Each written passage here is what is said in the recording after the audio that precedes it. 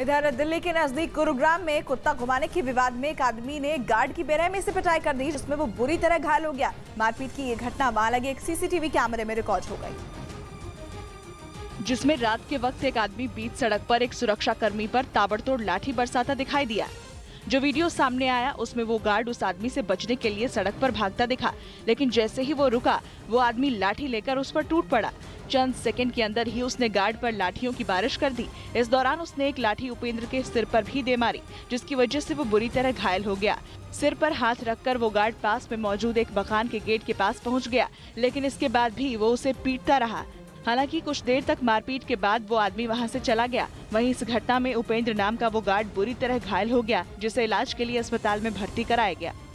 उधर खबर है कि चीन के तेवर देखकर अमेरिका ने जापान से अपने F-15 फाइटर जेट को हटाने का फैसला कर लिया है। जापान के ओकिनावा में पिछले कई साल से अमेरिका के इन लड़ाकू विमानों का पूरा बेड़ा तैनात है।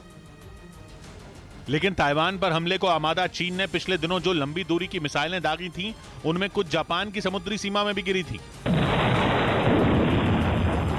दावा किया गया था कि जापान के पास जो मिसाइलें गिरी वो मामूली मिसाइलें नहीं थी, बल्कि उनमें डोंगफेंग 17 भी शामिल थी, जिसके नाम से अमेरिका भी थर-थर कांपता है, क्योंकि ये अपने सटीक निशाने के लिए जानी जाती है।